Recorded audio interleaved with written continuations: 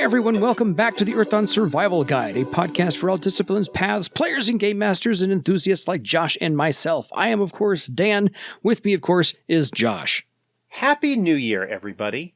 And welcome to Studio 54 of the Earthdawn Survival Guide. Sorry, I had to get a little reference in there, because we are at 54! I can count this time. So, 54 episodes deep. How do you like them apples? I like that. We are here in year 2. Yes. Beginning of our second year, because we lapped it the first time around. So, yeah. And yes, Happy New Year, because come on, 2021. 2020 has sucked enough in every way possible. So let's get to the better times as fast as we possibly can. We're clawing back daylight, so at least in the Northern Hemisphere. So there we go. Yeah. Working on it. So what do we have going on this week, Dan? So today we're going to talk about everything quizzical and metallurgical, because we are going to talk about a couple of emails we got in during the break. And we are also going to talk about Forge Weapon. And that's going to be it, because that's going to take up all the air in the room. We're going to open up the new year. We're going to talk about the thing that I have said that needs talking about, but didn't want to talk about in the midst of any other discussions because it would cover everything. Yes. There was a recent question on the Earthdawn Guild Facebook page. Yep. about Forge Weapon, and I'm not necessarily going to address anything specifically from that post in this episode. But it did inspire the conversation. But it did, because basically I said, I thought I had talked about it in the Weaponsmith episode, and they said, well, you touched on it briefly, but basically said you didn't want to get into it. I said, well, I'll put it on the list. We'll make it this first episode of the year. I have gone through and I've actually made notes. We have actually prepped a little bit. A little bit. If you can go frantic 10 minutes of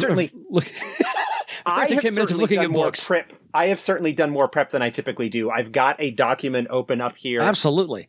On my computer screen with all of the relevant game stat notes for the various editions, because all of that ties into my 40-minute rant about, not a rant per se, but a 40-minute history lesson and why choices were made and yada, yada, yada. So episode Studio 54, air quotes, the weeds. We're going to get into the weeds today on Forge Weapon. Yes, but first we have a couple of emails. But first we have some quick emails. So, honestly enough. So, all things quizzical. First thing is from Matthew. Hi, Matthew. Hello, guys. I'm sorry for your loss, Josh. If there's anything I can do, please let me know. I want to say that I love that Dan was recording the Legends. I am in the camp that I hope we get more episodes of them, minus the tragedy for the reason we're getting them. You two are doing a great job, and I am so glad that this podcast exists. Well, thank you, Matthew. So are we. We're going to have another Legends episode after this one, because we're still in the midst of holidays. Recording weirdness. We decided that rather than try and do 2 episodes here, we're actually recording this on New Year's Eve. Rather than doing it right. Rather than doing 2 episodes tonight and going late, we'll just do the one. We'll do another bit of Legends, which I don't know, will it wrap up Legends of Earthdawn Volume 1? Will that one be the last bit? Or no, because there's 30 in there. I think I'll be able to get through 28 of them, because I released one earlier that I'm not going to bother to redo, Lilaria's Mirror. So that one's already out on a tail end of a podcast somewhere way back when. So I'm skipping that one on purpose. I think I just skipped that one last time. Okay, I think the show notes from last week's would have had it, and I had it in there because I didn't actually listen to the episode. I just went, where does he pick up? What's the last one? And just went through the table of contents and listed all of those. So my fault. Meant to tell you. Nope. So, that's fine. That's hidden. It's a hidden treasure somewhere on another podcast. But no, that's one of the early somewhere. Ones. It's one of the it's like 20s, early something. It might even be earlier than that. But anyway, maybe. Anyway, so yeah, it won't quite finish off. Won't quite finish off Legends of Earth, Legends, but it'll be delving into the exploration, the Book of Exploration after that. So there's 50 of them total. But I plan on doing all seven podcasts of 7 stories each for 49, since Lilaria's Mirror was already released. So that's my plan. Thank you, Matthew. Anyway, yes, thank you. Dan had been kind of saying in our chats that this was just to fill space so that we could sort of maintain a consistent release schedule. But he wasn't sure how people would feel. And clearly, not only from Matthew, but a couple of other people have mentioned on Twitter and Facebook and whatnot that they have actually enjoyed those things in there as well. It's a brief respite from the regular podcast, but it was only to fill space and feed the listeners, not viewers, feed the listeners while Josh was handling life one step at a time. So yes, happy to provide content, but would rather not have because it is just Dan, then he can record it whenever. We don't have to work out schedules for us to both be available. Yeah. So thank you, Matthew. I appreciate the feedback. I'm glad you're enjoying them. More to come. On to Brian. Hi there. Just a quick thought on some of the problems with the cavalryman discipline and how they can be used in more campaigns. To me, a lot of the problems go away if you stop thinking of them as exclusively horse cavalry. Obviously, windlings have been avoiding that concern for a long time, but consider that Hatawa are suitable for mounts for orcs, humans, elves, and dwarves, are natural climbers, and can jump quite an impressive distance. Frankly, if you bring a Hatawa into an abandoned care or similar, they are probably better able to navigate it than their name-giver friend, stairs and all. Dwarf cavalrymen also have the option of the Trojan, another Trojan. Highly mobile mount with similar characteristics, and it is even shorter, so you can ride it in shorter hallways. Neither of these mounts options are extremely difficult to come by either, and I would say that in the event that you don't have room to charge, I suspect that either of those mounts will do better than a horse as well, which will help compensate for not being able to use charge. There will still be some scenarios where the mount won't be able to go, like an audience with some sort of government official, but then again, it isn't like you're any worse off than a warrior in that case, and you may in fact be better off. Cavalryman is not by any means primarily a social discipline, but compared to a warrior, they're looking pretty good. Now, granted, this still leaves troll and obsidian characters in a bit of a lurch, but it still means that your options are far more open than I think most people give it credit for. So, just a thought, if you're itching to play a cavalryman, but you're worried that your mount won't handle going down a narrow flight of stairs or up a cliff, try choosing a mount that is more suited for adventuring in those regions. The idea of the cavalryman may be closely associated with a horse, but that doesn't mean that your cavalryman must ride one. All regards, Brian. Yes, those are some great points and ones that have not come up in any of the cavalryman discussions that have been weaving their way back and forth through this show. What? The Trojan and Hutawa are both pretty respectable mounts. Mm-hmm. If you have a character that is capable of using them. The one downside, potentially, of both of those mounts is that their diet is carnivorous. They're both sort of carnivorous animals. Yeah. And so consequently, that does mean that feeding them is a little bit more expensive than it is for a traditional horse or Grand Lane. Yeah. And the windling mounts, their diets are a little bit different as well compared to a horse, but they're a lot smaller and so don't tend to eat as much. I know in the player's guide in the equipment chapter at the back, the tables, I think, do show the feeding costs for the various mounts, and I'm pretty sure that both the Hutawa and the Trojan are more expensive compared to their herbivorous herbivore counterparts. But yeah, absolutely. The Trojan and the Hutawa. I have a soft spot in my heart for Trojan. Yeah. So player's guide, page 440, mounts table, feed cost. So what is a standard horse cost? So draft horse, or let's go riding horse. They're all 5 riding copper. Horse. Doesn't matter. They're all 5 copper for all horses. Per day, I think is what it's daily cost. Daily cost. Okay. And then the Hatawa's 8 copper pieces. Okay, that's actually not that much more expensive. And the Trojan is 2 silver. Yeah. Okay. So it's basically the Trojan is the cat. Yeah. Horses are 5 cents. Hatawa's 8 cents, and a Trojan therefore is 20 cents. So something like that. So so the Trojan, which is the cat, which is the one that I am partial to, awesome. Is the more expensive because I think the Hutawa actually their diet is a little bit more specialized, but still kind of partially herbivore and whatnot. What are the because you've got the table right there. What are the Zoke and Q? That's what I was laughing for. The Q is 2 copper pieces, and the Zoke is 1 copper piece. So they're very inexpensive because they are smaller. They're very expensive. But since you have, like a horse can graze on grass, and hay and things like that. So that's not hard to do. So wilderness survival as a skill for your character wouldn't be too bad to help feed that animal if you're not buying rations for it. But if you have something that is, as you said, carnivorous, hunting would be the skill you want to have to go get small game to feed them. Or let them go hunt. That's what they do. That's their instinct. Yeah, the point that those two, what are traditionally sort of thought of as dwarven mounts, are much better suited in some respects to care diving type things because they're a little bit more mobile and jumping and climbing and whatnot.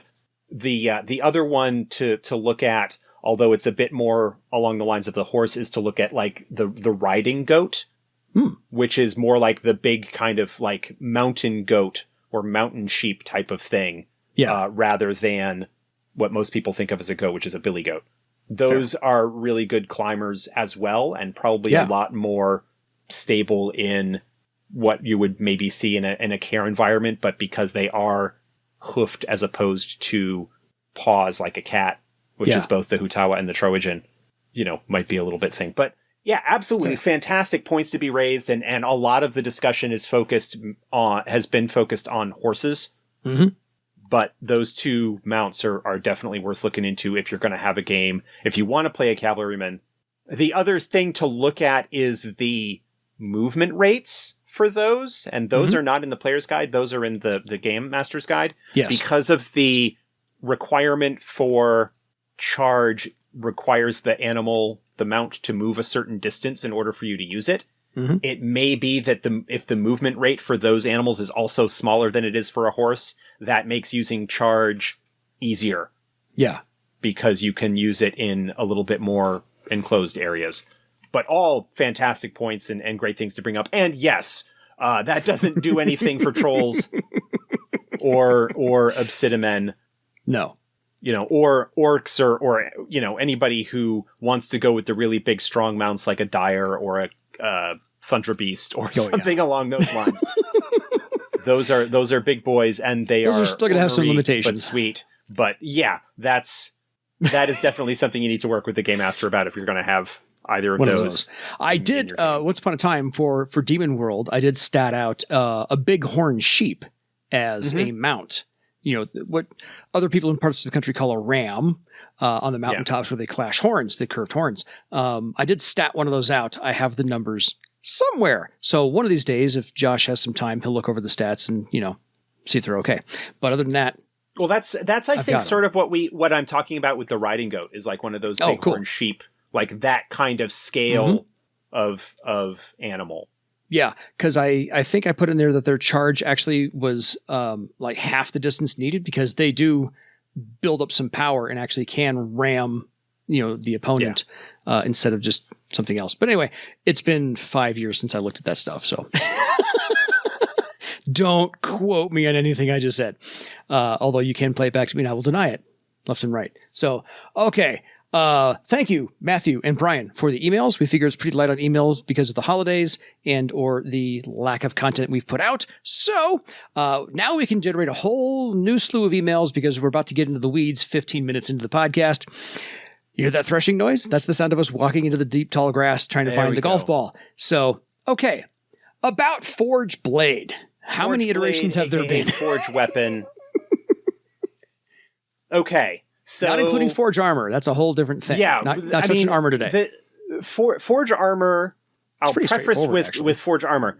Forge Armor is pretty straightforward. Forge Armor has never run into the difficulties that Forge Blade / Forge Weapon has. Mm-hmm. I will use the two interchangeably. I will not say both every time. So if I say one, assume I am, unless I'm referring to a specific edition, assume that I mean Forge Weapon. Yeah, so maybe the whole Forge item from when it's I can't say started, but Forge Armor never really had the problems that Forge Weapon did, primarily because Forge Armor in earlier editions did not become available until much, much later. Oh, yeah. It was a Warden or Master tier talent in first edition, and I don't think it dropped down to be more accessible until third. It was like 8th circle to get Forge Armor or something like that, or even higher. It was even higher in original editions. It was nuts. And so it never really showed up. So I guess the way that I'm going to approach this is okay. I was going to say, so what prompted the discussion on, since we didn't cover it in the Weaponsmith episode, and it was brought up in the Earthdawn Guild Facebook page, what was the question proffered so we can kind of give context to why today? Well, let's start there. Yeah, I'll play interviewer. Without getting into the specifics, because I don't have the post up in front of me, and I don't want to go digging for it right now. But it was mainly sort of, there were some aspects of the questions that were being asked. Why? Because it was talking about them in context of 3rd edition and why certain changes were made, and a question about it no longer being balanced and that sort of thing. Yes. And I think to understand why the choices were made for the current 4th edition version of Forge Weapon, it helps to have a historical perspective on where it started and the various changes that were made from edition to edition and why those were made. So how we got to now. How we got from then to now, because there are, I cannot think off the top of my head of any talents that saw as wide a variety of changes to them over the course of the various editions. Like, some talents have seen some changes, but a lot of them saw a change or two that kind of settled into their final version with only some minor tweaks. Like, for example, Taunt, which we talked about with the Swordmaster episode, which started off providing a penalty to the target equal to the talent rank for a number of rounds equal to the talent rank. That fairly quickly got scaled back to the penalty is still equal to the rank, but the duration got scaled back pretty heavily. That the duration is based off of the number of successes, or that got flipped around, or something to that effect. That was something that kind of settled into its more or less final form fairly rapidly. Forge Weapon, from its earliest days of Forge Blade, saw 1, 2, 3, 4, 5, 6 different versions, depending on how you count it. So, 1st edition, original, 1993, 1st edition core book. Yes. Forge Weapon, Forge Blade, as it was called then. The weaponsmith works on the item for a week. The description does not actually provide any kind of guidance as to how much time needs to be spent per day or over the course of the week or something like that. It just says they work on it for a week.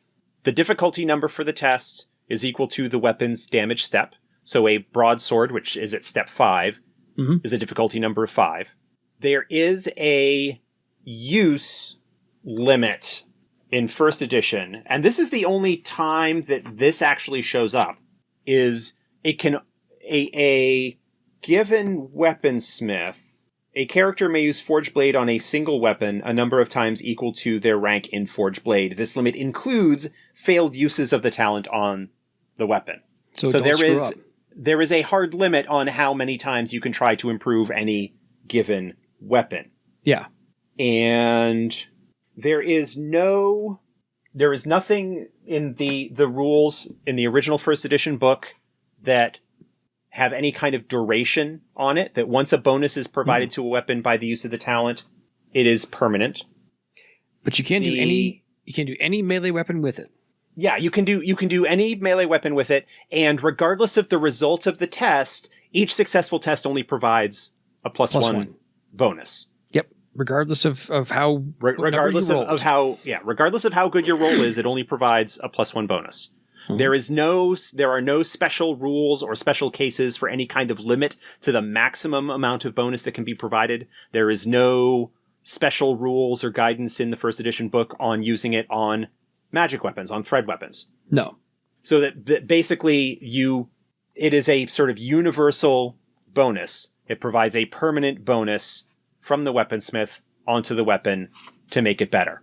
That's 1st edition. That's 1st edition as it is.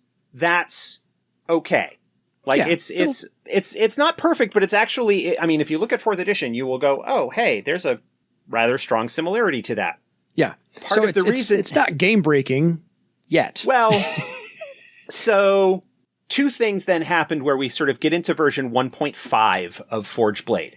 And these were both introduced in the Adept's Way sourcebook in the game information chapter at the back talking about weaponsmiths. So there fast forward 2 years to 1995. Yes, fast forward a couple of years. There are two limits. There are two things that are added on to the Forge Blade talent that kind of start the ball rolling in terms of all of the changes that would come subsequently. Those two. You've got the book right there. I've got the notes, but go ahead. You've got the book right there. What are those two limitations? This is my only chance to speak this entire episode because Josh has a rant later. I'm kidding. Just kidding.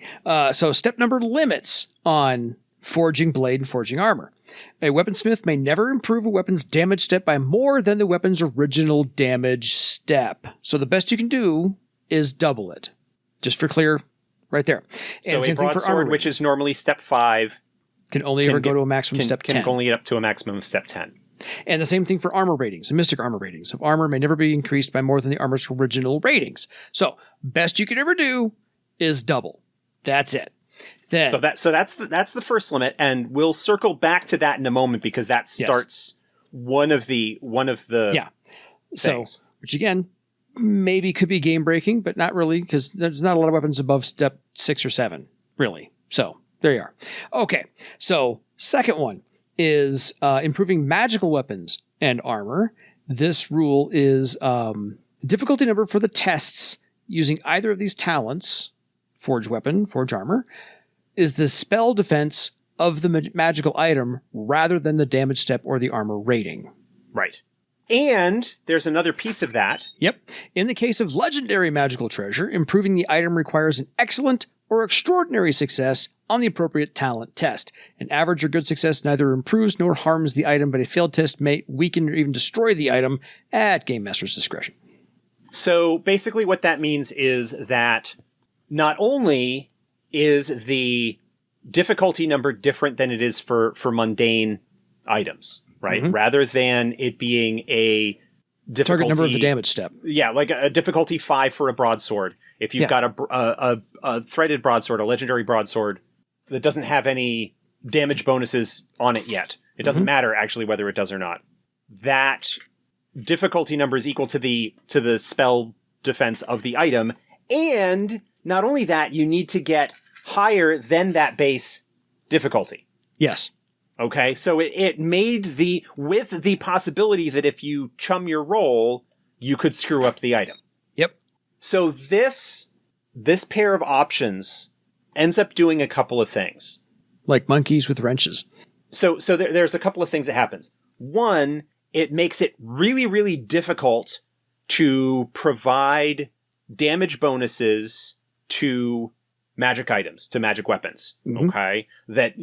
It's possible to get some on there, but for the most part, and in most games, I think you're going to see people, because of the potential risk of damage to the weapon, at Game Master's discretion, but because it's in the rules, people are like, oh, well, I don't want to risk damaging Purifier by trying to add additional damage on top of it. Yes. Okay. So what you're looking at for most weapons is you're limited to whatever damage bonus the weapon provides. And because a lot of times thread weapons provide other effects beyond increased damage, right? So you're looking at a thread broadsword that might only end up with a net with a total of +2 or +3 damage to it from thread ranks that are on it. Okay? Yeah. Whereas a normal off-the-rack broadsword can be taken to a weaponsmith who can get it up to a +5. So a total damage step of 10, whereas the threaded broadsword only does a damage step of 8. Now, the threaded broadsword may provide physical defense bonuses, may provide other special effects. Like, there's a whole bunch of other stuff that the thread weapon can provide to you as a character. Whole lot more booyah. Potentially, than raw damage, but gamers, broadly speaking, really like focusing on those big damage numbers, right? Yeah. I remember the arguments that I had back in the D&D days of, oh, well, Fireball only does 6d6 damage. Yeah. Compared to a fighter does this. And I'm like, well, if you look at the potential damage output, Fireball is not the spell you want to look at. You want to look at a summon spell that summons a creature that then fights alongside you and potentially does more damage than just over fireball. the course of its duration than the fireball can in a single round. But anyway, that's irrelevant, but that's the sort of like people focusing on one particular thing and getting that number as maximum as possible. Welcome to the weeds. Yeah. So you start having, so yes, there is a limit that is placed on mundane items compared to what the original first edition rules as written could be. Mm-hmm. Yeah. But it also limited thread items in a way that I think was a little bit to their detriment. The question becomes, well, why would I want to, if my goal as a warrior is to deal as much damage as possible, that may not actually be the thing, but a lot of people like, I hit things with my sword. My sword should do as much damage as possible. Why would I want a threaded sword that only does step 8 damage at its maximum when I could get a normal broadsword forged up to do step 10? Yeah. Right? Those 2 extra steps make a difference. Not a huge, Potentially. But yeah, like you want the bigger numbers. Mm-hmm. The other thing that limit on the maximum damage kind of did is that because the weaponsmith's limitations on use, including failed uses, was their rank, there comes a point where if you have a high enough rank in the talent, a weaponsmith can, or you get multiple weaponsmiths working on an item, that basically there is no effective reason why regular weapons and armor, or regular weapons, I don't want to talk about armor too much because it may have had these issues, but they never materialized because the talent was, relatively speaking, so rare. Yes. But you have a situation like in the Thrall Source book, the first edition Thrall Source book, the regular frontline infantry of the Thrallic army are all equipped with maximum forged broadswords. That basically you've got the regular troops walking around with Step 10 weapons. Because Thrall has enough of an industrial base, has enough of a population of weaponsmiths paid for by the crown to basically do nothing but improve the weapons of their soldiers. All day and all night. Basically, you start off with, basically you kind of start this arms race where, I mean, you go and because it's permanent, you go and you come across even if you aren't actively going out and ambushing Thrallic troops to steal their weapons, you come across a group of a Thrallic soldier or something who might have died and his weapon is there, and you suddenly have a step 10 broadsword. Yeah. So what happens is the problem, as I see it, is not the damage step that is potentially available to within the game. I don't think that is actually what the problem was. I think the problem is the permanent effect of that bonus. That warps the setting in certain ways. Rightly or wrongly. So that is the understanding that situation that we had in the setting at the tail end of first edition with, the Thrallic army are equipped with maximum forged weapons. Yeah. Maximum forged mundane weapons have higher damage step numbers than you are going to find compared to most thread items. And the difficulty of forging thread items to get that bonus above and beyond what they might have as far as their damage step goes just kind of puts a situation that has people feeling like Forged Blade is not balanced. Okay? So that's the situation where we're at. First edition shuts down in 1999-2000. Yeah. Living Room Games comes along with second edition, and one of the things that they try and do with second edition is take a look at some of the talents that are broadly recognized as troublesome or broken or whatever amongst at least the online fan base at the time, Taunt being one of them. Forge Blade is another one that is targeted for revision. Big D, big U, big H. Yeah, gonna happen. So second edition, here's the Living Room Games version of Forge Blade.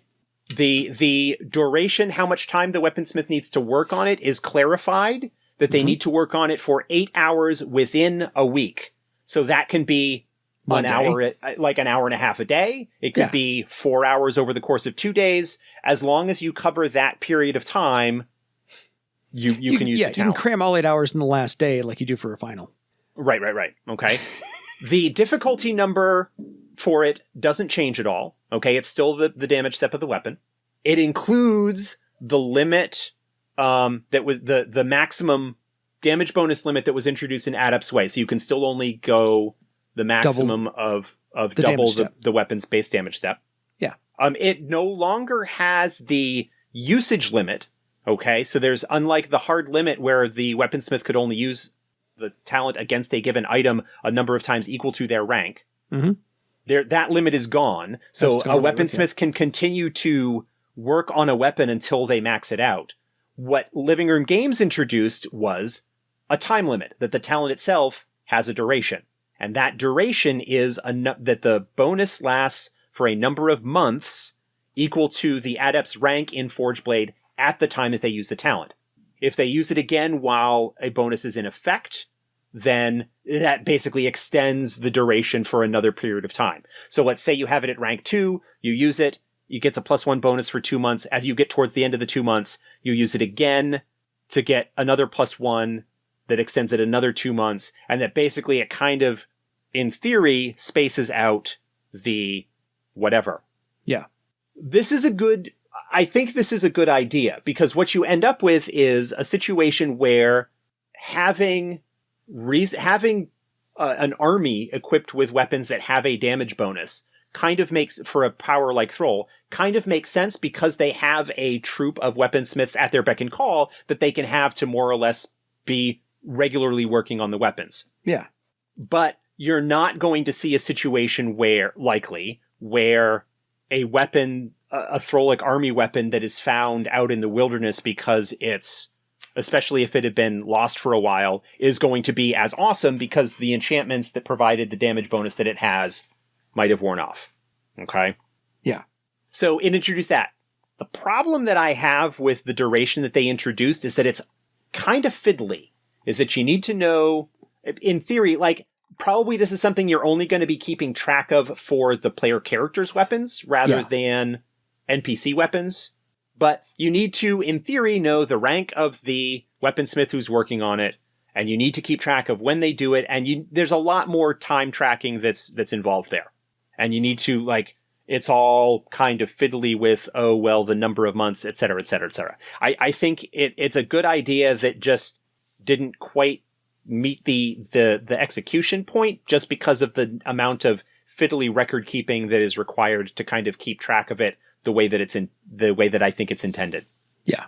So, but it does kind of address the situation of, well, why isn't there this basically glut of really high damage but otherwise normal weapons flooding the province of Barsay? Because the enhancements wear out after time. Yeah. So that's the situation there. So they had their own little take on it, which is not overly bad. Which was basically, we'll kind of keep it more or less as it is. The rules in second edition, by the way, don't address the thread item question at all.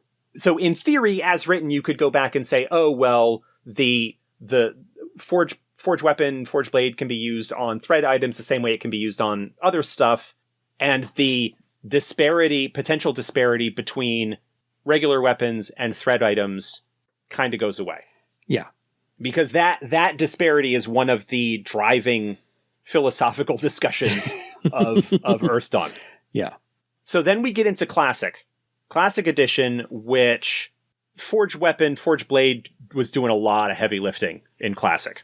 In addition to long list of it's a big thing. That basically one of the things that we did with Forge weapon in Classic was, because I was on the team sort of trying to work that stuff out, was we changed some of the difficulty numbers. We like did a lot of kind of fiddling and tweaking, but also included like new rules for how Forge blade could be used to actually craft items from scratch, as opposed to just being an enhancement. Yeah. Okay. I'm not going to get into the crafting side of things. I'm just talking about enhancements here. We're already in the weeds enough. Let's not go. We're already into the weeds enough. Don't need a sand trap too. Classic changed the amount of time needed to work on an item to be a number of days equal to the size of the weapon. So smaller weapons, daggers, short swords, and things like that would not take as long to improve as broadswords, two-handed swords, great axes, whatever. Yada, yada, okay? yeah. The larger the weapon, the more time it took to work on. And because I think the cost for doing it might have been, that's one thing I didn't actually take notes on, was based on how many days it took. It was actually even cheaper to get smaller weapons forged than it was big ones. The difficulty number was equal to the weapon's damage step plus 9.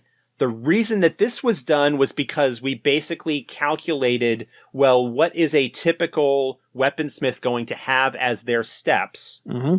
And what do we want to set the odds of them succeeding against a thing are, right? The idea being that a weaponsmith who has just a rank 1 in Forge Blade is probably not going to be working on making big, heavy, elaborate weapons. They're going to be making smaller stuff, daggers, knives, that sort of thing. So forth, yeah.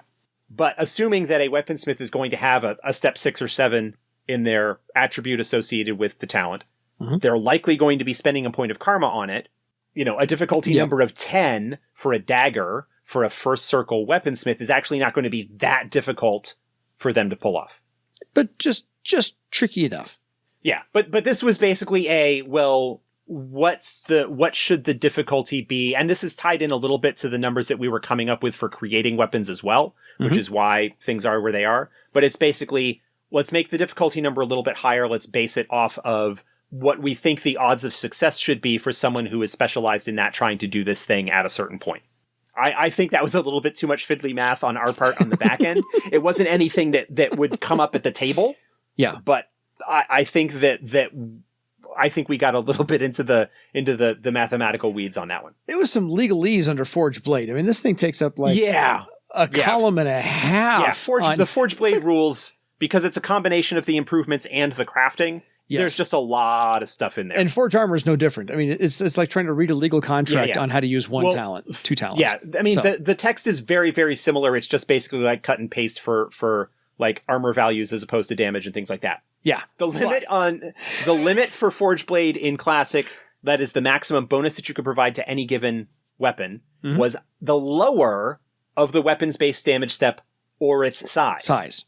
The reason for that is because of the quarterstaff. Basically. Yes. Every weapon in the game, except for the quarterstaff, the size is smaller, is at least equal to or smaller than the weapon's base damage. Except for the quarterstaff, which is damage step 2, size 5. Yep. So basically the issue being, if we make the bonus, and so the bonus was made equal to size to further reduce the maximum damage cap that could be placed on any given weapon. So instead of a broadsword being able to cap out at 10, it could only cap out at 8 because it's a size 3 weapon. But a quarterstaff is its damage step 2. If we go and limit that by size, then suddenly it can get a plus 5 bonus to go up to a damage step 7. Everyone's walking around with staffs. Everyone's at that point. Everyone's walking around with staffs. Yeah. It's an edge case with a special rule written basically just to deal with that edge case. Again, mathematically, we really were getting into the weeds in that. And quarterstaffs are one of the few, I think the only weapon that if you use that in a defensive stance combat option, you get a +1 to your physical defense. That was something in some editions. I don't remember offhand whether it's in 4th or not. Anyway. I know it's in Classic. That's all I know. But I'm going to stop right there. And the duration, and we kept, in some respects, we kind of kept the duration idea that was introduced in 2nd edition, but standardized it that the duration was a year and a day. Yeah. Marked from the time that the forging was completed. It doesn't matter what rank the weaponsmith is. A year and a day is a classic Earthdawn thing. It's a classic Earthdawn time period. It's a lot easier to kind of keep track of in some regards, if you're keeping a campaign calendar and whatnot. And that's always measured from the date of the last forging. So you can also take a weapon to a weaponsmith to basically sort of renew that enchantment. It just requires you to kind of have upkeep on a weapon every once in a while. There was also a limit that the maximum... I didn't note that. I think Classic introduced the idea of the bonus being provided by the talent test being based on the results of the test. That if you rolled really well, that you would get multiple bonuses. No, it didn't. No, okay, sorry. That's fine. So it still only provided a +1 bonus. It does address the thread item question. Aha. Okay. Hence the legalese of the page and a half of it uses it rather than going against the item's mystic defense. We already talked about why that's a problem. Yeah. It goes against the weapon's base damage step plus any forge enhancements that it's received, but does not factor in any damage bonuses as a result of woven threads. Okay? So if you have a broadsword that has as a thread bonus a +1 to damage, but it hasn't had a forged blade done on it, it's difficulty 5, not 6 or 7 or whatever that thread enhanced damage might be. Base step. But it does require a good success as opposed to an average success. So it is still a little bit more difficult to enhance thread items. Yeah. The idea being that because there's a magical pattern there and Forged Blade is doing something magically to the item's pattern in order to provide the bonus damage, you need to be a little bit more careful that you're not going to screw it up. I don't think there's any penalty for failure except it not working. There's no chance of ruining it. But it's a little bit more difficult, easier than the excellent or better that was required in first edition, and also against the item's damage the same way you would any other weapon as opposed to the Mystic Defense. So it kind of addresses that. And again, you're still looking at so basically what ends up happening is that you can have thread items that ultimately, because they have additional damage bonuses provided by their thread ranks, will end up being higher damage than an equivalent mundane item. But the broadsword is capped at 8. A threaded broadsword is capped at 8 plus whatever damage bonuses the item provides. Okay? Yeah. Addressing the question of, well, why would I use a thread item when I could get a regular just forged item instead? Random forged item. Because ultimately the thread item will do at least the same, if not more damage. Okay? Yeah. So that was Classic Edition. Again, talking about these changes that were made to try and address what various designers and players saw as the problems with previous versions of Forged Blade. Yeah, because players, I can't see are intentionally trying to break the game, but they're going to rules lawyer you to say, well, it says I can do this. I'm going to try and max it out. I mean, it's not even rules lawyering. It's the fact that a weapon's damage is one of the most significant stats in the for game. A weapon in the game. You do a lot of combat. You can hit a lot of things. There's a lot of combat. You've got combat-focused disciplines. They're going to be looking to be as effective as they can, and the most obvious way to do that is to have your weapon doing as much additional damage as possible. Yes. Fair. All of that is I'm not blaming anybody for that approach. That makes absolutely perfect sense. Exactly. It's just that we all want the most effective tool we can use. that because there are different ways that gets approached, there are questions that arise. Yeah. So this all sounds a little complicated, Josh. What can 4th edition do to maybe streamline this process? We'll get there. First, we got to talk about 3rd edition. Oh, I'm sorry. You're right. 3rd edition. Skip one. 3rd edition, which was kind of built off of Classic, kept some things the same, changed a couple of other things. What? It kept the amount of time it took to do it was the same. The number of days equal to the weapon size. So that didn't change. That I like. That makes sense. Difficulty numbers still equal to the weapon's damage step plus 9. That didn't change at all. That streamlines things. The maximum limit is equal to the weapon size. Basically, quarterstaffs ended up being the edge case that allowed a higher potential max damage. They got rid of the lower of size or damage. I was not really involved in that development, so I don't know why. I think it's just I think it's easier, and the edge case is not worth getting too upset about. Stop splitting hairs. Yeah. Like, quarterstaffs are kind of seen in some ways as an iconic weapon in some regards. Just, if you want to fight with a quarterstaff instead of a sword, potentially you can kind of end up in roughly the same area that you are going to with a sword. A quarterstaff ends up at maximum damage step 7 under this, whereas a broadsword ends up at maximum damage step 8. They become a lot more equivalent. It takes a little bit more investment to get the quarterstaff there, but it's not broken overall. It just, if you want to fight with a staff, then you can go for it. Great. Yeah. The duration is kept a year and a day. So a lot of things are the same. Streamlined. However. Well, not streamlined, but not sensible. There was the one notable change with 3rd edition is that you can no longer use Forge Blade. And this actually was the first edition where it was called Forge Weapon instead of Forge Blade. You can no longer use it on thread items. Oh, there you go. The reason for this is that at the first thread rank, all thread weapons provided the maximum allowable forge bonus as their rank 1 thing. The idea being that in order to enchant a weapon to make it a thread weapon, it needed to have had Forge Blade used on it in order to maximize its potential to open it up for enchantments. Gotcha. So, basically, once it becomes a thread item, those bonuses are rolled into that right from the beginning, so that rank 1 of a thread weapon, you're no longer looking at, well, the potential maximum damage that I can get with this thread sword, I won't hit the equivalent of what I can do with a more mundane sword until I hit rank 5 with the thread. So I'm going to use this regular sword until I rank the, like, I think it's a little bit, again, kind of getting into the weeds of a solution in search of a problem kind of thing. I don't know, in all honesty, how much of a problem that actually was, but it's basically, okay, if you get a thread item right from rank 1, as soon as you weave that thread, it is equivalent to the best mundane weapon that you can get. That completely at that point solves any issues of, oh, well, will they use the weapon that has the higher damage bonus, blah, blah, blah, blah.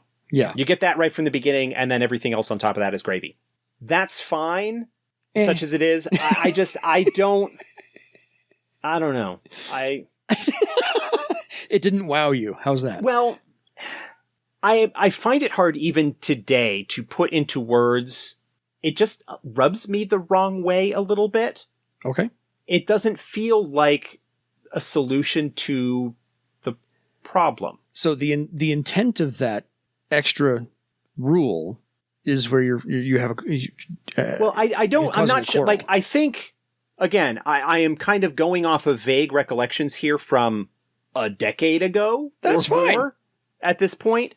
I think it was one of these cases of a bunch of number crunchers, among which I count myself. I mean, I helped revise the classic version of it. I am there you go. Perfectly guilty of that in my own day. Yeah. I think it's a case of designers and developers who are very heavy theory crafters, which is to say they take a look at the numbers and run mental simulations or do comparisons and try to figure out what's going on. I mean, that's what we did, as I explained, that's what we did with the classic version. Yeah. We looked at, well, what are the steps that they're typically going to have? What does that make the odds of them success against various target numbers? Let's set the target numbers in that range so that they can succeed about as much as we expect them to. Yeah. Right? A fair chance.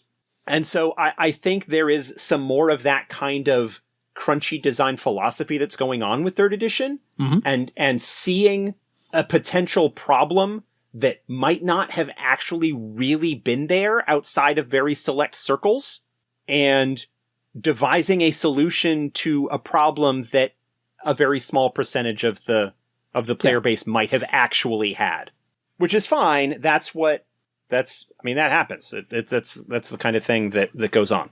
So that was third edition. But again, we're still, like, all of these previous versions, okay, go like from the 1.5 version where the limit on the maximum damage was added on in first edition, all the way through second and classic and third. It's all continuing to operate under the paradigm of there is a maximum bonus that we should provide to an item. Yeah. Right. There's only so much. There is a limit to how much additional damage this talent should do. Okay, now we arrive at 4th edition, 52 minutes into the episode. The Crisis on Infinite Earths of Earthdawn, which is we're going to clean up all this past continuity, simplify things, get rid of some stuff that doesn't work anymore. So one of the things that I did as we were working on revisions for the 4th edition was to go back and look at talents and say, and especially ones that had seen a lot of changes over the years, like Forge Blade, Forge Weapon, and say, okay, what's going on here? What's the situation? And rolled it back to kind of equivalent to first edition, which is to say, it takes a little bit longer in terms of time. It is regardless of the item now a week basically of dedicated work, which is I think the most intensive of the time requirements to use the talent in order to get bonuses. It can, out of all of the versions, unless third did it, I didn't actually note that, can provide multiple bonuses on a single test, right? So if you get an average, if you get a single success, that's +1. Two successes gives you a +2, 3 successes gives you a +3, and so forth, up to a maximum bonus equal to the Adept's rank. So if you're at rank 2, even if you roll super duper high, you're not providing more than a +2. Yeah, not more than your talent can provide. The difficulty number is standardized across the board rather than being based on the weapon's base damage. It's just a flat 6 plus the number of Forge Blade enhancements. That is the case regardless of whether it is a standard item or a thread item. It does mean that lower base damage step weapons, daggers, short swords, dwarf swords, whatever, are a little bit more difficult to forge under the new system than they were under older systems. And higher damage step weapons like two-handed swords and stuff are a little bit easier. Not hugely. You're talking about like a couple of points. A little bit more in the case of the dagger, but whatever. Yeah. It's kind of flattening the curve average. Yeah, that difficulty progressively gets higher the higher the damage bonus provides. But we removed the damage cap limit. That now you can get as many bonuses as you can potentially stack on top of it, up to the however high you can get. So there's no longer a limit, and there's no special rules case for thread items. Thread items work in this regard for the talent the exact same way. Yeah. So thread items do provide whatever additional damage bonus they provide along with their, and the difficulty is that like if you have a sword that has not been forged but has 2+2 from thread bonuses, the difficulty to increase that is 7. The same way as it is if you have a mundane sword that has been forged twice up to a 7. They're both difficulty 7 to get to an 8 or a 9 or whatever the test result would end up being. So the difficulty numbers are the same regardless. So the question of why would I use a standard weapon or why would I use a thread weapon when a standard weapon can deal more damage? Well, the difficulty of bringing that thread weapon up to the equivalent damage step of the mundane weapon is the same. Yeah. Regardless. In fact, it's in some ways maybe a little bit easier because you might be able to get some bonuses out of the thread ranks and might not need to pay a third-party weaponsmith silver to get those bonuses the way that you would have with a mundane. So that has been kind of balanced out. And no special case there. We kept the duration for a year and a day because I think part of the setting warping capability of the damage steps and whatnot that could come about, like we talked about with the Throlic army, gets solved to a large extent with the duration. Yes.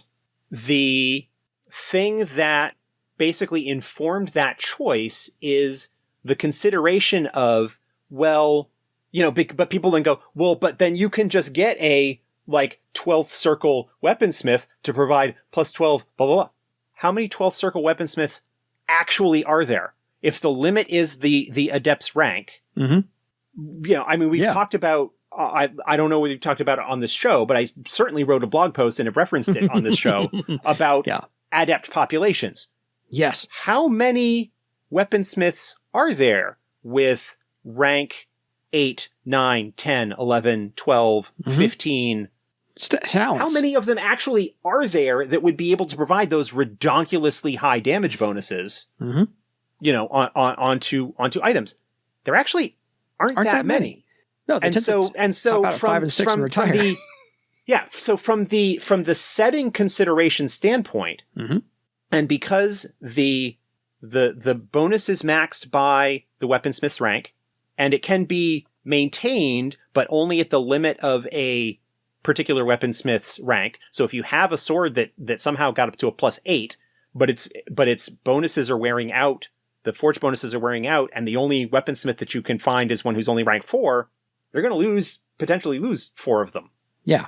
That unless you have a really high circle weaponsmith who is able to continue to maintain those high bonuses, they're going to eventually go away. And so seeing that most weapons are probably going to end up with around a 3 or a 4 or a 5, that because the vast majority of weaponsmiths that are out there in the world are novices and journeymen, Mm-hmm.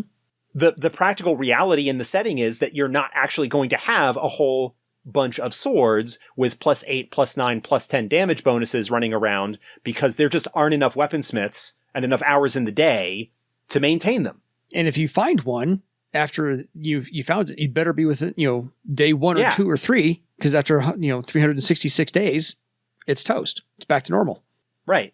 But there's nothing that prevents you from then, like, finding a high circle weaponsmith to eventually forge it back up to that point. Like, basically, it's, with some of the other things that were done, just in terms of the way that the number scaling worked, is that just basically the, ranks, like, that the attack damage steps and so forth kind of continue to go up because of the talents that and bonuses and so forth to adepts and creatures and so forth, that their defense ratings continue to kind of scale up and everything. Damage should potentially scale up that same way. Yeah. We also completely divorced Forge Blade from crafting items. Yes. The way that we kind of tried to kludge it in Classic. That now weaponsmiths get a talent at first circle, which is basically make shit. Craftsman. The craftsman. Yes. They get it at first circle, and that's how they make stuff. The ability to make items, because the idea of using Forge Blade, the talent Forge Blade, as a way of making items from scratch was actually, I think, also introduced in the Adept's Way. Yeah.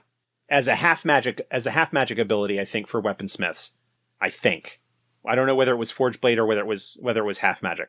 But Craftsman is basically like, hey, if you want to make swords from scratch, you want to make weapons from scratch, you use this ability that they get at first circle.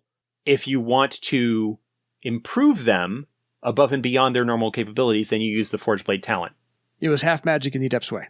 It was half magic in the Adept's Way? To begin making small weapons such as knives and daggers, eventually graduating to full-size weapons such as broadswords. That was their half magic ability. Right. And I think their circle capped what size weapon they could make. I have the page. Anyway, that's all.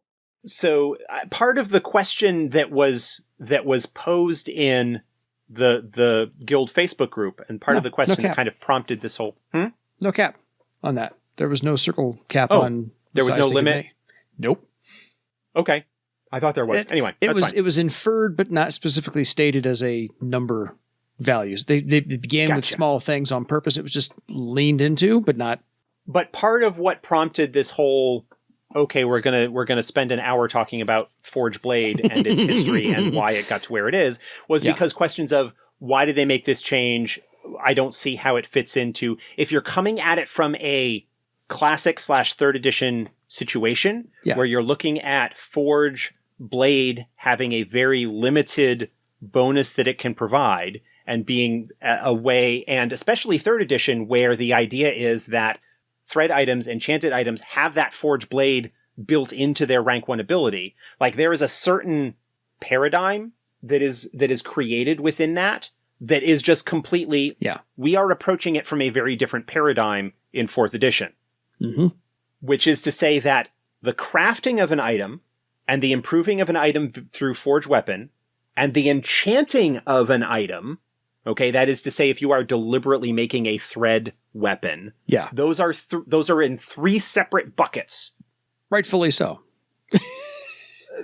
Rather than, if you want to kind of approach it from a different way, that's fine. But the reason that the choices were made the way they were for 4th edition was to go back and say, I don't think there was actually a problem with an open cap on damage if we institute a duration for how long that Forge Blade bonus lasts, and think about the actual realities of the setting to say, well, how likely is a 12th circle weaponsmith to be found? They are going to be commissioned by kings and nobles and high-ranking officers and generals and stuff like that. Yeah. Their skills are going to be in high demand, and they are going to fetch a pretty penny, and they are not going to, unless you do something special.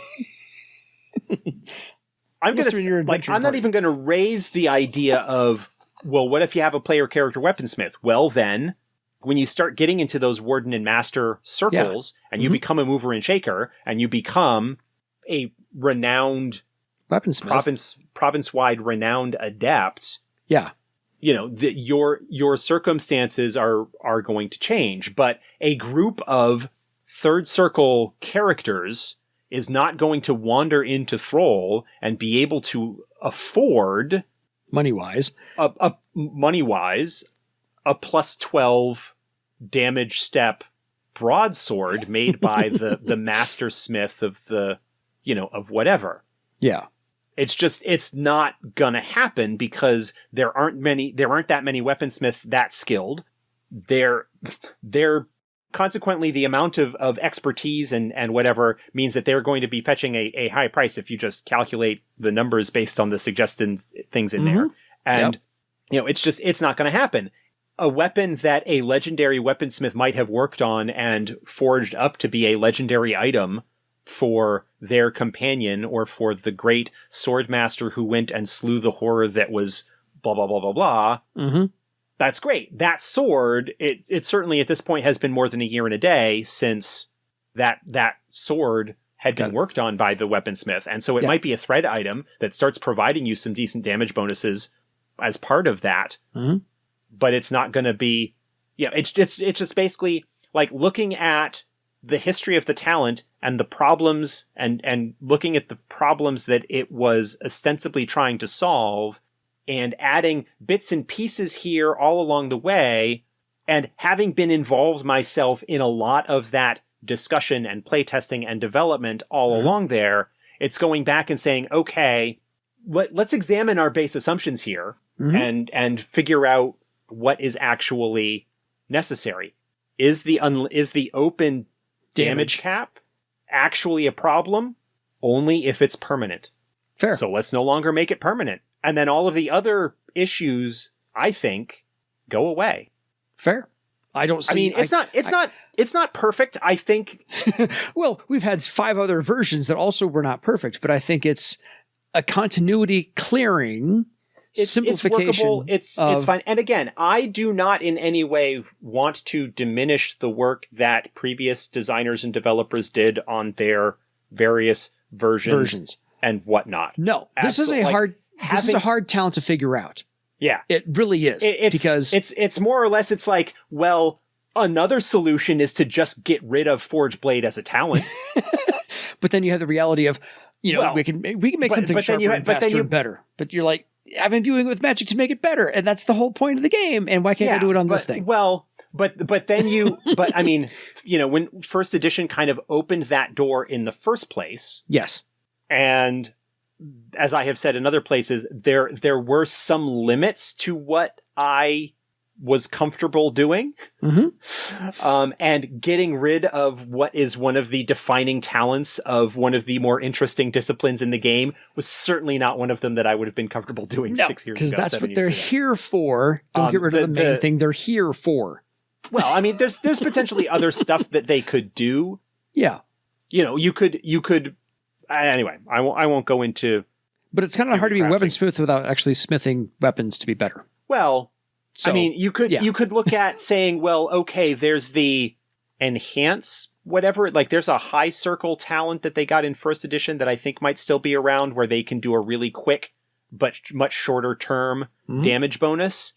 And that could potentially be something that you just bring down so that the damage bonus is something that is done maybe on a much more limited basis, on a much more temporary basis. Yeah. The idea is that you've got the weaponsmith. It's kind of playing into the D&D idea of weapons getting enhancement bonuses, to their damage. Yeah. And, how does this happen? Well, there is a magical, there is a discipline that specializes in providing damage bonuses to weapons. I mean, among a whole bunch of other stuff, but that's one of their things. Like, it's, again, taking one of the classic D&D tropes and building a setting element for that to make sense. Yes. In a really cool world building kind of fashion. So no, I think taking the setting element of how many weaponsmiths are that circle, can you find, can you afford? Yeah. Logistical problem needs to be there, and work that in for I mean, it's stats. It's looking at this is obviously, if you take it completely divorced from the setting, and you are not looking at, using the setting elements, those story elements as a guide to how it works, then that's a limit. That is certainly potentially a lot more broken. And there's a lot of, I think, guidance that needs to be offered to game masters on how to handle these sorts of things from a setting standpoint. Fair.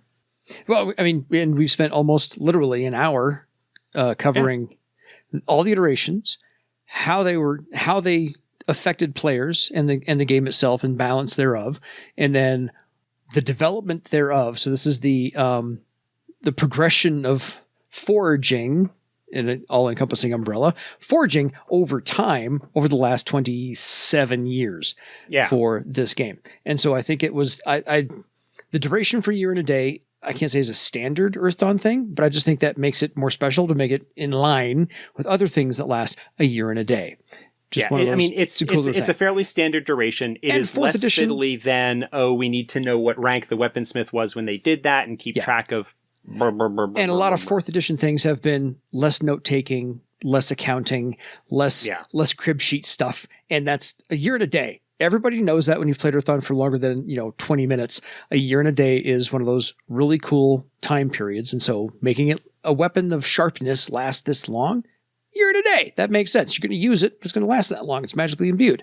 Quick note. And you can continue that if you want to. Like, there's nothing. Yeah.